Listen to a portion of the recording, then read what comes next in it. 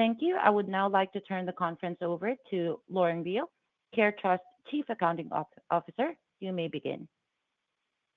Thank you, and welcome to CareTrust REIT's second quarter 2025 earnings call. We will make forward-looking statements today based on management's current expectations, including statements regarding future financial performance, dividends, acquisitions, investments, financing plans, business strategies, and growth prospects. These forward-looking statements are subject to risks and uncertainties that could cause actual results to materially differ from our expectations. These risks are discussed in CareTrust REIT's most recent Form 10-K and 10-Q filings with the SEC. We do not undertake a duty to update or revise these statements except as required by law. During the call, the company will reference non-GAAP metrics such as EBITDA, FFO, and FAD, or FAD. A reconciliation of these measures to the most comparable GAAP financial measures is available in our earnings press release and Q2 2025 non-GAAP reconciliation that are available on the Investor Relations section of CareTrust's website at www.caretrustreit.com. A replay of this call will also be available on the website for a limited period. On the call this morning are Dave Sedgwick, President and Chief Executive Officer, Bill Wagner, Chief Financial Officer, James Callister, Chief Investment Officer, and Derek Bunker, SVP Strategy and Investor Relations. I'll now turn the call over to Dave Sedgwick, CareTrust REIT's President and CEO. Dave? Well, good morning, everybody, and thank you for joining us. Before I share the highlights for the quarter and the many good things yet to come, I think it's important to take a minute to step back and put our growth over the past 2 years in context. In the second quarter and since, we closed on approximately $1.1 billion of investments, highlighted, of course, by our acquisition of CareREIT and entry into the UK care home market closed in May. Over the past 18 months, we have deployed roughly $2.7 billion of investments, eclipsing the total amount we invested in the prior 8 years since our inception. During our Q4 call, when we were celebrating a record $1.5 billion of investments in 2024, which is 7 times the amount of our annual average, I mentioned how we would not rest on that record, but would instead continue full steam ahead. Well, we quickly followed through and closed our first M&A deal in the CareREIT acquisition in May, diversifying our operator bench, our asset type mix, our payer mix, our geographic concentration, and providing a compelling exposure to a key market in which we expect to grow simultaneously with our U.S. opportunity set. Again, the team did not stop there. Since closing on CareREIT, we closed on another nearly $220 million of investments, and yesterday announced a reloaded pipeline of approximately $600 million that James will talk about in his update. Now, the results of this record pace of investments is total revenues are up 63.3% in the second quarter over the prior year quarter. Normalized FFO per share is up about 19%, and normalized FAD per share is up about 16%, each over the same period. We've also increased our quarterly dividend by 15.5% year over year while maintaining a comfortable payout ratio. Turning to an update on the quarter, the integration of the CareREIT assets is off to a strong start. James has promised not to use the word plucky again in this, and I promise I won't use a British accent, but I will say we are chuffed with the operator relationships that we've stepped into and have already game planned with many of them how to grow together in the near future. We continue to introduce ourselves to the market and expect more care home opportunities to find their way into our pipeline over time. At the end of June, we acquired CareREIT's former external manager and began the integration of those employees into CareTrust. They're a talented group that brings to the table experience with these assets and market and deep relationships with operators and other key industry participants. And we believe a CareTrust UK team will help us source, identify, underwrite, and close on growth opportunities there. Well, it's fun to celebrate all of our recent investments, and it's important to highlight what makes us so excited about the near and long-term future prospects. I'll reiterate what I conveyed on the last few earnings calls. We are not done. We very much feel like we're still in startup mode and hungry to prove ourselves and produce sustainable FFO per share growth over many years to come. In order to keep the flywheel ripping, along with investing in real assets, we've been investing in the people and systems to support their integration and our future growth. In addition to building out our UK presence, we've added key professionals here in the US across tax, finance, investments, and asset management that position us to grow in more markets in more diversified ways. Our expanded team is stronger, smarter, and hungrier than ever before. And this behind-the-scenes investment in the team, like our investments in real assets, will continue to pay off over time. With that, I'll hand it off to James for a report on investment activity and the acquisition landscape. Thanks, Dave. Good morning, everyone. During the second quarter, in addition to closing the REIT acquisition in May, we completed the acquisition of his external manager and began the process of welcoming those employees to CareTrust. As Dave mentioned, leveraging this platform allows us to focus simultaneously on our growth in both the US and UK across skilled nursing, seniors housing, and care home asset types.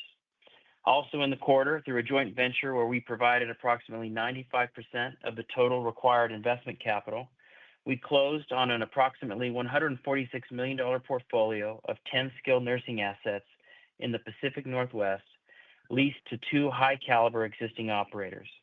These are quality assets that we're very excited about, and it's a testament to the hard work of our team up and down the organization to close on a transaction of this size immediately on the heels of the REIT deal. In the rest of the quarter and since, we've deployed approximately $110 million in additional capital across skilled nursing real estate acquisitions, preferred equity investments, and a mortgage loan. These deals bring our total investments closed year to date of approximately $1.2 billion.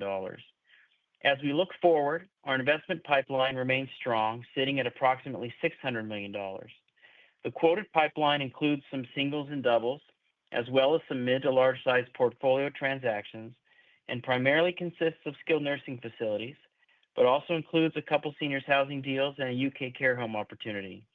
Please remember that when we quote our pipe, we only include deals that we have a reasonable level of confidence that we can lock up and close within the next 12 months. We continue to see a robust pipeline of both broker marketed deals and off-market opportunities sourced through our operator network and other relationships. The flow of prospects spans skilled nursing and seniors housing assets, both triple net and SHOP, with a measured yet meaningful uptick in overall volume. At the same time, we're building our pipeline in the UK, actively evaluating potential acquisitions across the pond, and regularly meeting with established and new operators who value a capital partner like CareTrust in a capital-tight environment. The UK care home sector represents an additional avenue of accretive growth, where our rigorous underwriting, operational expertise, strong balance sheet, advantaged cost of capital, and proven certainty of closing position us to win. Importantly, our pursuit of UK transactions will not slow our primary focus on sourcing and executing high-return real estate acquisitions in the United States, as evidenced by around $215 million in U.S. investments closed post-REIT acquisition and by our reloaded pipeline. And with that, I'll turn it over to Bill. Thanks, James. For the quarter, normalized FFO increased 58.2% over the prior year quarter to $83.1 million. And normalized FAD increased by 53.9% to $83.1 million. On a per share basis, normalized FFO increased 7 cents or 19.4% to 43 cents per share, and normalized FAD increased 6 cents or 16.2% to 43 cents per share. During the second quarter, we raised approximately $355 million of cash from equity sales under our ATM and closed on a $500 million term loan. These proceeds allowed us to fund investments, including a portion of the UK, to pay off our revolver balance as of June 30th, and subsequent to quarter end, pay off approximately $260 million of debt we assumed as part of the REIT acquisition. Also, after quarter end, we entered into an interest rate swap to fix the rate on our new term loan for a period of 3 years with a go-forward all-in rate of 4.6%, bringing our fixed rate debt as a percentage of total debt to 93%. In yesterday's press release, we raised guidance for this year to $1.77 to $1.79 for both normalized FFO and normalized FAD per share. This guidance includes all investments closed today, a diluted weighted average share count of 195.3 million shares, and also relies on the following 6 assumptions. 1, no additional investments nor any further debt or equity issuances this year. 2, CPI rent escalations of 2.5%. Our total cash rental revenues for the year are projected to be approximately $338 million. Not included in this number is straight-line rent of $8 million and the amortization of lease intangibles of $2 million. 3, interest income from financing receivables of $12 million. 4, interest income of approximately $87 million, which is made up of $80 million from our loan portfolio and $7 million from cash invested in money market funds. 5, interest expense of approximately $44 million, which includes roughly $5 million of amortization of deferred financing fees. And 6, G&A expense of approximately $48 to $52 million and includes about $12 million of stock compensation. Lastly, our liquidity continues to remain strong. In addition to $65 million of cash on hand, we have $1.14 billion available under our revolver. And despite our record pace of investments, we continue to maintain low leverage with a net debt to annualized normalized EBITDA of 2 times. Our net debt to enterprise value was 12.3% as of quarter end, and we achieved a fixed charge coverage ratio of 8.2 times. And with that, I'll turn it back to Dave. Thank you, Bill. Super excited about the performance and super grateful and proud of the team for what we've been able to accomplish over the last couple of years and last quarter. Happy to take your questions. Thank you. At this time, I would like to remind everyone in order to ask a question, press star, then the number 1 on your telephone keypad. We will pause for just a moment to compile the Q&A roster. Your first question comes from the line of John Kilichowski from Wells Fargo. Please go ahead. Good afternoon. Thank you, team. Maybe if we could just start on the pipeline, would you mind kind of talking about the composition of that? I'm curious how much of a contribution the UK is already starting to see, and if you're seeing that ramping. And then maybe part 2 of that would be what percentage of that is shop, if any? And Dave, you get bonus points for using a British accent. I'm gonna defer to James to answer this one, and we'll see if he uses the accent or not. We'll fight that on that. I got to be true to myself, so I'm just going to be me. The pipeline, John, the majority of it is still U.S. skilled nursing. The remainder of it is a combination of U.S. seniors and UK. There's definitely a UK transaction in there, and that ramp continues to grow as we continue to engage in and develop relationships with the broker and operator community. And I think that there is a component of the seniors housing in the U.S. that does consist of shop. We have 12 months to realize on that, but we are continuing to actively look at shop and try to source the right deals when we find them.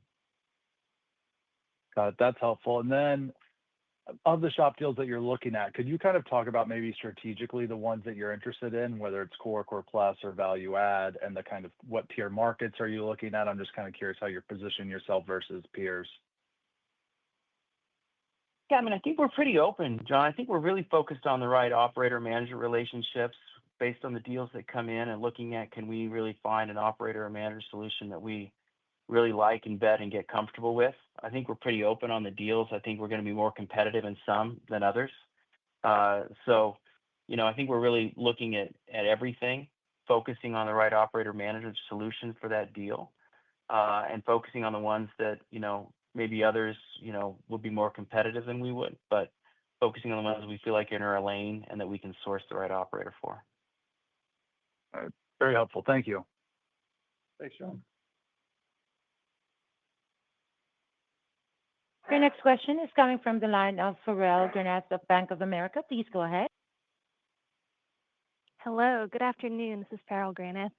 I also just wanted to dig in a little bit deeper of what you're seeing in your pipeline, as some of the overhang when it came to SNFs has kind of lifted slightly with the passing of the reconciliation bill. I was wondering if you've seen anything else come into the market more, or if you've seen greater competition for assets of both SNFs, senior housing, or even SHOP as you're coming to the table. Bill, I don't think we've seen a meaningful uptick or impact from the Big Beautiful Bill on deal flow at all. I think that you still see regional owner operators and mom and pop starting to bring, assets to the market as their recovery is kind of, they've made most of their way through their recovery following, COVID. And as that has stabilized, a lot of them bringing more stuff to bear and to the market.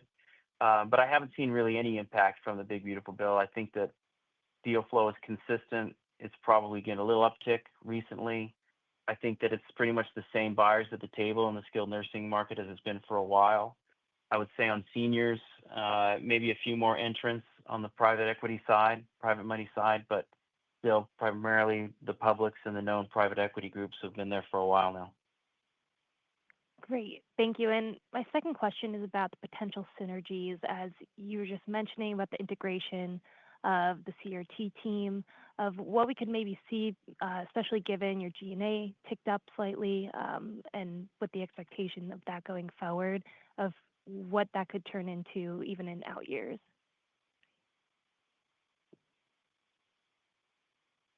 Yeah, hey, Farrell, this is Derek. I think, first of all, it's going really well. We're excited about those teams, and we felt like with the record pace of investments in real assets over the past 18 months, it was important to make sure we build a team around it to take care of it and to position ourselves for that diversified growth across markets and kind of future opportunities. So I think you'll see that continue to bear out through the rest of the year.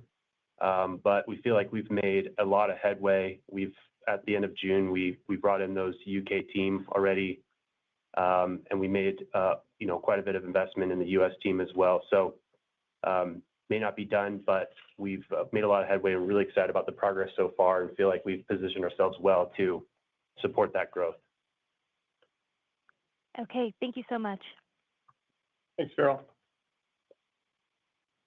The next question is coming from the line of Michael Carroll from RBC Capital Markets. Please go ahead. Yep, thanks. I guess, James, I want to quickly touch on the pipeline where you said that there were a few seniors housing deals. I mean, are those deals SHOP deals, or are they just traditional triple net lease type transactions? There's some of both in there, Mike. And then I know, how can you talk about the RIDEA platform that you've been kind of looking to get into? I mean, how's that market looking? Are we any closer to some type of transaction on that side, or anything interesting out there to you? I would say that with respect to RIDEA, what we've been saying for, I guess, about the last 18 months is still very true, which is, like James said, we're looking at a range of opportunities, a range of entry points, from large deals that would come with a team and platform all the way down to onesie-twosies that would be a more modest entry. And we're going to be opportunistic. We don't feel any pressure to be fast about it. We want to get it right. And I think James's answer to the previous question was right on, where it's less about the size of the deal for SHOP, and it's all about the operator. When you look at our lease coverage, it's so high, relatively speaking, and that's based on matching great opportunities with great operators. And if we can stay true to that with respect to SHOP as well, then all of our energy can really be focused on growth. And so I'll say we continue to look at the field, and we'll be opportunistic. I'd be really surprised if we didn't get something done with respect to SHOP within the next 12 months. All right, thanks, Dave. That's helpful. Then I guess last for me is, has the competitive landscape made it more difficult, I guess, specifically on the seniors housing side? I know cap rates for SNFs rarely change. I'm assuming that that's still kind of holding true, but are you seeing any type of compression on the seniors housing side that might make it more difficult? I wouldn't say to make it more difficult. You just have a much bigger range in the seniors housing world of cap rates, Mike, depending on location, the quality type, the newness of the asset, a whole host of other things. So you see just a different, wider range of cap rates than you see on the skilled side.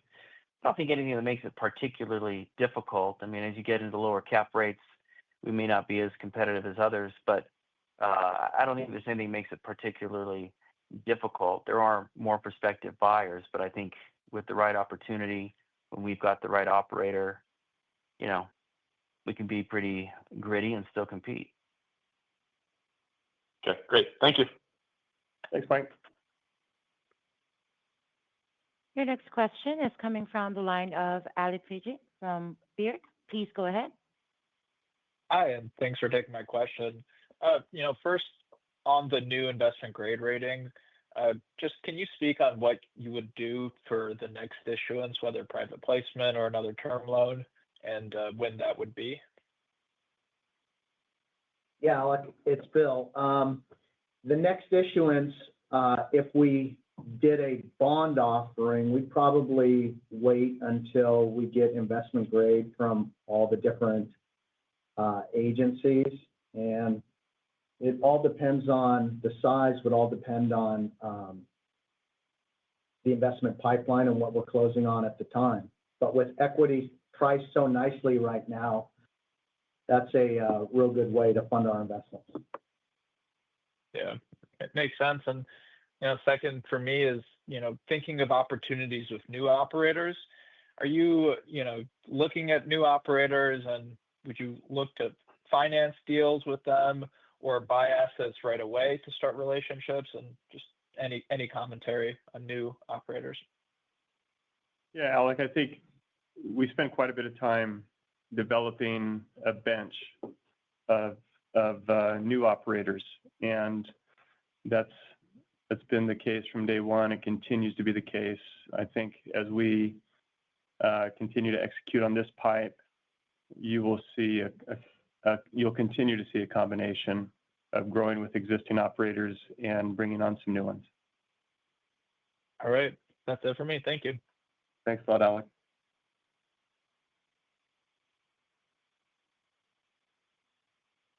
Your next question is coming from the line of Omotayo Okusanya of Deutsche Bank. Please go ahead.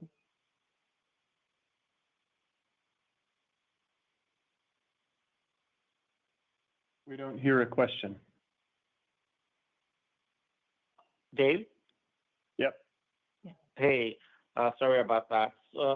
Most of my questions have been answered, but just curious your thoughts on the overall. I know you talked a little bit about the big, beautiful bill already, but like the overall regulatory backdrop, I think, again, things look like they've gone pretty well from a Medicare and Medicaid perspective this year. But if you're kind of talking about next year where you potentially have, increased budget deficits because of the one beautiful bill, or because of the one big, beautiful bill, does that put additional pressure potentially on what reimbursement could look like next year? Do we start to kind of have the word sequestration thrown around a little bit next year? Well, I suppose it remains to be seen. I think what we're really encouraged by, though, is when there was so much talk and hand-wringing over the risks associated to Medicaid in particular, I think what we saw was, in fact, that Medicaid, particularly for skilled nursing, for senior care, has broad bipartisan support, both at the federal and state level. And if there are some pressures more locally, I think that that reality will continue to defend the Medicaid rate for senior care above, and prioritize it above maybe other Medicaid participants that maybe are younger, able-bodied, that sort of thing. Gotcha. Okay. Thank you. All right, Tayo. Thanks. Your next question is coming from the line of Austin Wurschmidt from KeyBanc Capital Markets. Please go ahead. Thanks. Hello, everybody. Hey, Austin. Just honing in again a little bit on sort of the relationship side. Are the shop operators you're speaking to mostly relationships you've had a track record with, and would that sort of be the initial foray or your preference, I guess? Or similarly, are you casting a much wider net, as you are, across the skilled side? I would say that we're casting a wider net with respect to shop, and these are in some respects new relationships to CareTrust, but in some respects long-standing relationships with individuals at CareTrust. So I think that we're spending a lot of time on that front, making sure that we've fully vetted these operators because the economics are different when it's a shop environment, and want to make sure we get that right. Have you spoken to any of your existing relationships within the portfolio about potential conversion opportunities from the triple net structure to the RIDEA structure? No, that's not our focus. Our focus is really growing that space de novo. Understood. That's helpful. And then just one more for me. I just would love to hear an update. You touched a little bit on the integration, but would like to hear a little bit on some of the synergy side potentially. If you could provide a figure, how far along are you in sort of realizing some of those synergies, and just any potential upside to maybe your initial thoughts now that you've had some time to digest the portfolio and integrate some of the team. Thanks. Hey, Austin, it's Derek. Yeah, so far, so good. Really excited about the team. I think as we have continued to dig in, go through the process, our confidence in our forecasts and what we thought we could accomplish together has only increased. I think last time we had signaled that they were on a run rate of about $10 million, and our synergies were about 50% of that. That would probably kick in mostly in Q1 next year. And I think we're still on track with all that, and it's looking solid. Thanks, everybody. Thanks, Austin. I will now turn the call back over to David Sedgwick, CEO, for closing remarks. Please go ahead. Okay, thank you. Well, really appreciate everybody's time and interest, and wish you a nice end of the week. Thank you. Ladies and gentlemen, that concludes today's call. Thank you all for joining. You may now disconnect.